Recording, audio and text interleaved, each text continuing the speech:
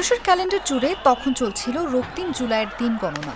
একদিকে আলোচনার আহ্বান, অন্যদিকে প্রতিরোধের হুমকি। কোনো কিছুই পরোয়া করেনি বাংলার ছাত্র জনতা।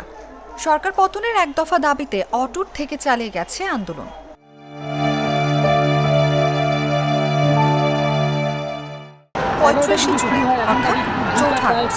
ঢাকা এবং দেশের অন্তত ২১টি জেলায় ব্যাপক সংঘর্ষের ফলে ১৪ পুলিশ কর্মকর্তা সহ প্রায় ৯১ জন নিহত হওয়ার সঙ্গে দিনটি বিক্ষোভের সবচেয়ে মারাত্মক হয়ে ওঠে।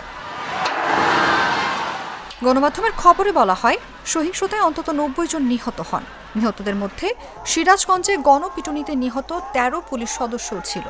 বিক্ষোভকারীরা এবং পুলিশের মধ্যে সংঘর্ষ শুরু হয় যখন বিক্ষোভকারীরা প্রধান মহাসড়ক অবরোধ করে। পুলিশ স্টেশনের পাশাপাশি আওয়ামী লীগের কার্যালয়কে লক্ষ্য করে আন্দোলনরত ছাত্র জনতা। পুলিশ বাহিনী কাঁদানে গ্যাস এবং রাবার বুলেট ছুড়েছে বলে দাবি করে, যদিও কিছু লোক প্রকৃত বুলেটে আহত ও নিহত হয়। নতুন করে বিক্ষোভের ফলে সরকার ইন্টারনেট বন্ধ করে দেয় এবং সন্ধ্যা ৬টা থেকে দেশব্যাপী অনির্দিষ্টকালের জন্য কারফিউ ঘোষণা করে। হাসিনা আন্দোলনরত শিক্ষার্থীদের সমালোচনা করে বলেন যে যারা নাশকতা এবং ধ্বংসযজ্ঞে জড়িত তারা আর ছাত্র নয়, বরং সন্ত্রাসী। যখন বিক্ষোভকারীরা তাকে পদত্যাগ করার আহ্বান জানায়,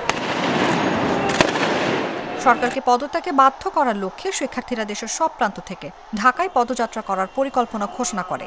সেনাবাহিনী ও পুলিশ জনগণকে কারফিউ না ভাঙতে বা আইন লঙ্ঘন না করার আহ্বান জানায়। অনুভা বিশ্বাস, জাগো নিউজ।